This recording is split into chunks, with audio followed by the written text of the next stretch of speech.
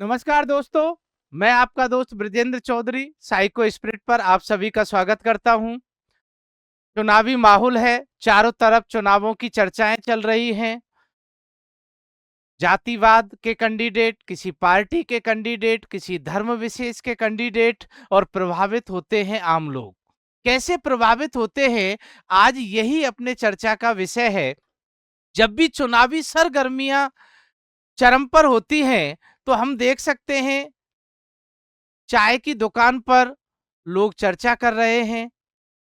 चाय की दुकान पर बैठकर भी सोशल मीडिया पर ही चुनावों की चर्चा है, जबकि आपको पता है कि सोशल मीडिया पे काफी तथ्य गलत भी पाए जाते हैं, जो आपको ध्यान से पढ़ने की जरूरत होती है।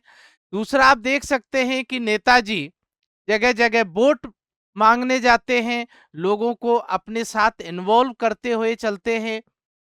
ये आप देखिए कि चौपाल, गांवों में चौपाल राजनीतिक चर्चा का सबसे बड़ा स्थान होता है। चौपाल पे राजनीतिक चर्चाएं चल रही हैं, लोग बड़े ध्यान से सुन रहे हैं। ये आप देखिए, चर्चाएं चारों तरफ है, हर जगह, चाहे वो महिला हो, पुरुष हो, बच्चे भी उनमें भाग लेने लग जाते हैं। इसके अलावा भी हम बात करें, टीवी पर जब देखो, सिर्फ हम चुनावी चर्चा के चैनलों को, न्यूज चैनल्स पर चुनावी चर्चाएं और वहां बड़े बड़े महान योद्धा आते हैं जो अपने अपने पार्टी का पक्ष रखते हैं और चिल्ला चिल्ला के लोगों में जोश लाने की कोशिश करते हैं। ये देखिए आप,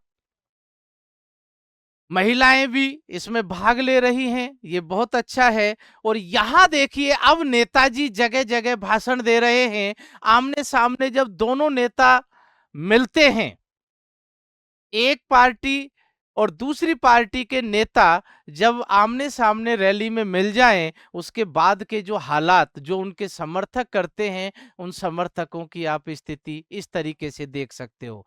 ये ऑफिस का सीन, जहां पर लोग आपस में झगड़ रहे हैं। वो एक पक्ष कह रहा है कि फला नेता अच्छा है, दूसरा पक्ष कह रहा है कि नहीं, हमारा नेता ऐसा है और उसके खिलाफ आपने कैसे ऐसे बोल दिया। आप ये देखिए कि मारपीट तक उतारू हो जाते हैं। यानी कि आपसी रिश्तों में भी जब ये राजनीतिक चीजें आ जाए, ये देखिए दंगे, बूथ कैप्चरिंग, अपने समर्थक, अपने नेता के लिए लोगों के द्वारा आगजनी करना, बूथ कैप्चरिंग करना, आपस में पथराव करना, यहां तक कि फायरिंग की घटनाएं भी देखी जाती हैं। आप ये देख रहे हैं, इस तरीके के जो, जब व्यक्ति इतना इन्वॉल्व हो जाता है, तो अब कहीं ना कहीं संभलने की जरूरत है।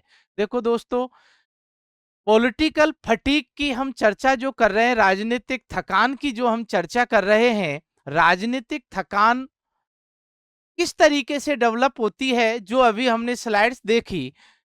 जब न्यूज़पेपर में आप राजनीतिक खबर को ढूंढ रहे हो, न्यूज चैनल में आप सिर्फ चुनावी चर्चा में देख रहे हो, चाय की दुकान से लेकर ऑफिस तक, गली के नुक्कड़ से लेकर चौपाल तक, जब व्यक्ति हर जगह राजनीतिक चर्चा में इन्वॉल्व होना शुरू हो जाता है, तो उसमें डेवलप होता है वॉक एटीट्यूड।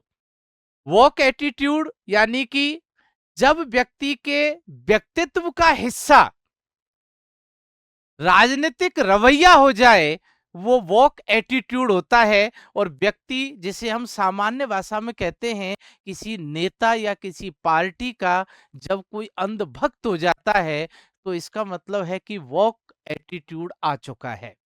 और वॉक एटीट्यूड से डेवलप होता है वॉक कल्चर।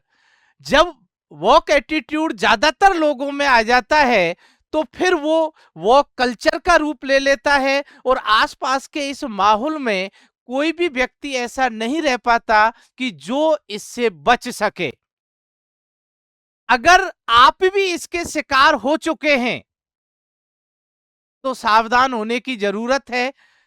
यानी कि नेताओं की चिंता में बिगड़ता अपना तन मन, राजनीतिक थकान के ये 8 लक्षण हैं। चुनावी दौरान, चुनावों के दौरान ये चीजें अगर आपके साथ हो रही हैं, तो आपको संभलने की जरूरत है।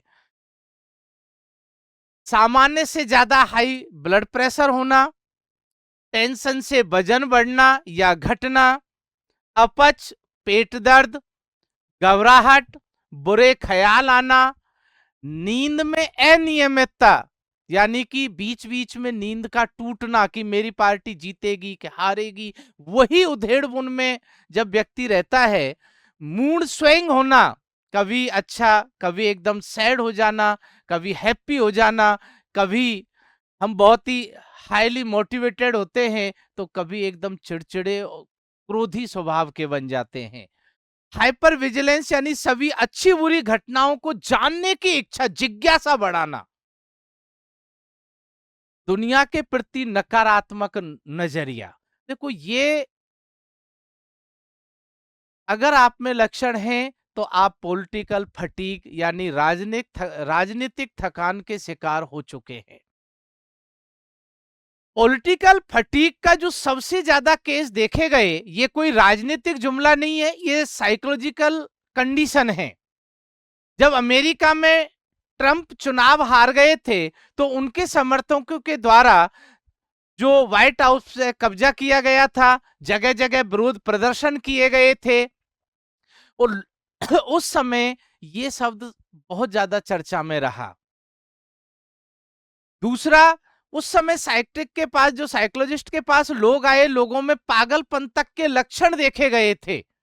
और वही चीज हमारे यहां पर भी होती है कि लोग एक दूसरे के लड़ने लग जाते हैं, आपसी रिश्तों में खटास आ जाती है, समाज का माहौल बिगड़ जाता है, एक जाति के दूसरे जाति से लड़ रहे हैं, एक धर्म के दूसरे धर्म से लड़ रहे हैं, एक नेता के समर्थक दूसरे नेता के समर्थकों से लड़ रहे हैं, यहां तक कि भाई भाई आपस में लड़ने लग जाता है, पति और पत्नी के मध्य भी ये लड़ाइयां देखी जाती हैं। इसका मतलब आप पॉलिटिकल फटीग के शिकार हो चुके हो। किस तरीके से इससे निपटा जाए, मिशिगन मेडिसन यानी मिशिगन यूनिवर्सिटी के मेडिसन डिपार्टमेंट ने ये गाइडलाइन जो जारी की थी कि जरूरत से ज्यादा पॉलिटिकल कंटेंट से बचें, यानी कि आपके जो व्हाट्सएप या सोशल मीडिया पर जितने भी कंटेंट आते हैं उनको कभी भी सही नहीं मानना है और उनसे आप बचने की कोशिश करें। हम कह रहे हैं कि गैर जरूरी राजनीतिक बहसों से दूर रहें, आप उस बहस में अपने आप को इन्वॉल्व नहीं करें, उससे बचने की कोशिश करें। लोग आपको उकसाते हैं और ये उकसाना जो होता है वहीं से झगड़े की शुरुआत होती है। यहाँ कहा गया कि विरोधी पार्टी के पॉइंट ऑफ व्यू को भी समझने की कोशिश करें। ये नहीं कि आप जिस पार्टी के समर्थक हो उसकी सारी ही चीजें अच्छी हों, ये जरूरी नहीं है। अगर आप दूसरे पक्ष को भी समझोगे तो आप चीजों को बैलेंस कर पाओगे। पॉलिटिक्स के बीच देखें कि इसमें आपका क्या हित है। पता लगा कि आप वैसे ही शिकार हो रहे हैं, आप पे केस लग गए, आपसी रिश्ते खराब कर लिए, ठीक है, आपका हित भी आपको ध्यान होना चाहिए और लोकतंत्र पर भरोसा रखिए। 5 साल बाद फिर चुनाव होंगे, हो सकता है कि अगली बार आपका कैंडिडेट जीत जाए, आपकी पार्टी सत्ता में आ जाए, इसलिए हमें धैर्य रखना चाहिए। 5 साल बाद फिर सरकार चुनी जाएगी। स्वयं को संभालिए, अन्यथा आप डिप्रेशन के शिकार हो सकते हैं, पागलपन के दौरे भी देखे जाते हैं, आपसी रिश्ते भी खराब होंगे। तो इस सब से बचना आपको आवश्यक है। और लास्ट में आपसे एक अपील है कि ज्यादा से ज्यादा मतदान करें, आप अपना वोट जरूर दें, क्योंकि आपका वोट लोकतंत्र को मजबूत करेगा। कभी भी ये नहीं सोचे कि मेरी एक वोट से क्या फर्क पड़ता है, एक वोट हार और जीत का निर्णय करती है, देश का भविष्य निर्धारित करती है। तो आप सबसे एक अपील है कि इस चुनावी समर में अपना योगदान अवश्य दें और अपना वोट डाल के योगदान दें, ना कि स्वयं को पॉलिटिकल फटीग का शिकार बनाएं। नमस्कार, धन्यवाद।